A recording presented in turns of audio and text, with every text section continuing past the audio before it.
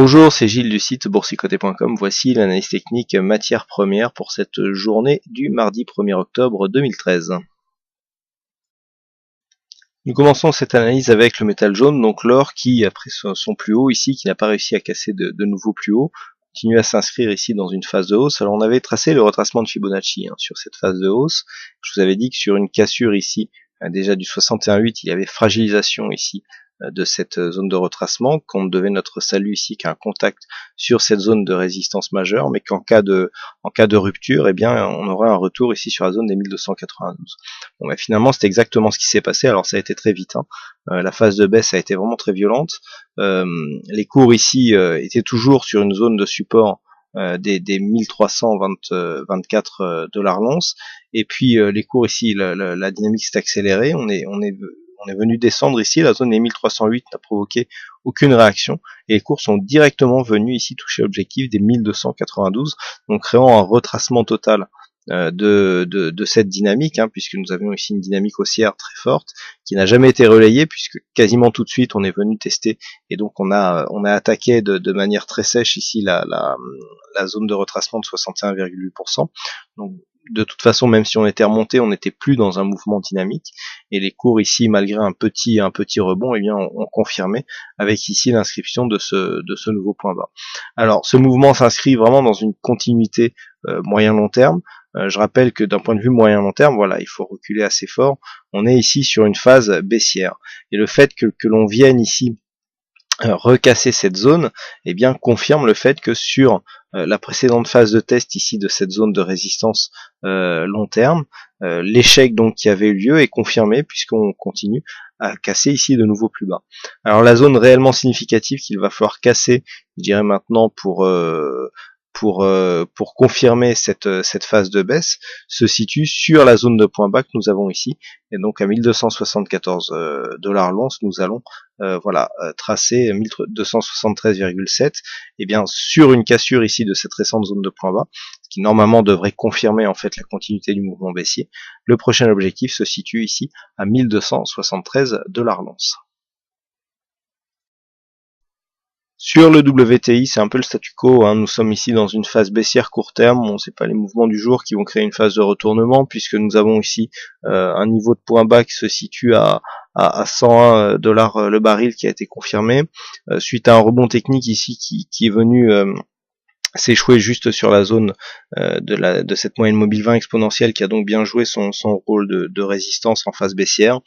On vient confirmer ici ce nouveau point bas, donc on est vraiment dans une phase de continuité, donc pas grand chose de plus à rajouter que ce que je n'ai déjà dit hier, et donc nous sommes toujours dans une continuité baissière après cette cassure ici de dynamique. Donc on a vraiment quelque chose de clair, grosse dynamique ici, cassure sur gap, on est quasiment revenu chercher ici la zone de support comme zone de résistance, phase de stabilisation, et donc depuis cette cassure ici de cette zone des 104,58 dollars le baril, et bien nous sommes dans une phase d'accélération qui est en train de déboucher sur une phase de consolidation profonde du point de vue moyen terme. Alors par contre, une cassure ici des 100,84 dollars le baril nous donnerait un signal d'une poursuite baissière avec une possible accélération. Vous voyez que sur cette phase ici, la zone des 100,85 avait bien noté une phase d'accalmie.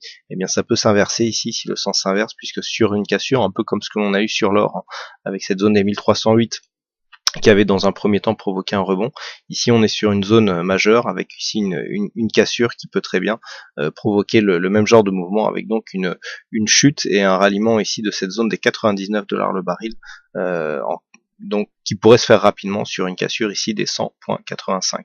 Le niveau d'invalidation pour cette tendance baissière se situe actuellement à 103,80 dollars le baril. Et enfin pour le Brent, je vous avais dit que j'attendais un test ici de cette zone des 106,64. Bon, c'est en cours, même si les cours ont pour l'instant du mal à y arriver. On n'est pas trop survendu sur cette phase, donc le contact ici devra intervenir prochainement. Du point de vue de la tendance de fond, donc on est toujours dans le même biais, avec ici cette cassure, donc cassure ici de cette zone de support, phase de consolidation toujours très technique, avec ici des contacts simultanés entre ce retracement ici, enfin simultané, donc qui sont arrivés les uns après les autres. Donc ici 23,6 fait une petite réaction même si c'est sur un mouvement baissier, 38,2, 23,6, ici on casse, on vient directement rejoindre le 50, on marque un rebond technique, ici 38,2 est repassé comme zone de résistance, on reteste ici à zone de 50, troisième test et ensuite on casse. Donc j'avais personnellement anticipé une entrée ici dans cette zone de retracement, donc 50-61,8, qui est une zone qui est souvent utilisée pour les retournements de tendance. Et donc dans cette zone, c'est la zone des 106-64 que je considérais comme zone de support intéressante. Alors cette zone peut être d'ailleurs légèrement relevée, hein. Il semblerait qu'on soit au niveau de 106,80, auquel cas si cette zone se révélait être à 106,80, eh bien on serait déjà en train de la tester. Je prends tout simplement la dernière zone de support qui a eu lieu. Bon, si on écarte un petit peu, ah non, on n'a plus accès aux anciens contrats. Mais bon, là, on va dire que si les cours ici s'inversaient sur cette zone, on est quasiment dans l'épaisseur du trait. Donc c'est vraiment cette zone qui va faire office de test. Un retournement donc suivi d'une cassure ici de cette zone des 108,70 donnerait un possible retour donc d'un mouvement haussier. 108,70 le dernier point haut significatif, mais il faudra vraiment casser ici cette zone des 110 $ le baril.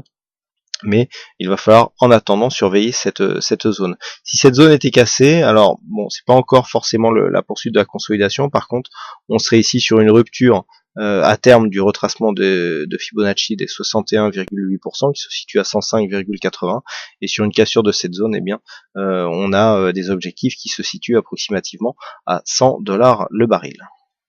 Voilà donc ce que nous pouvons dire sur l'analyse technique de ces principales matières premières. Il ne me reste plus qu'à vous souhaiter à toutes et à tous une bonne soirée, bonne chance dans le prochain trade, et on se donne rendez-vous dès demain pour d'autres analyses techniques en vidéo. Bonsoir à tous.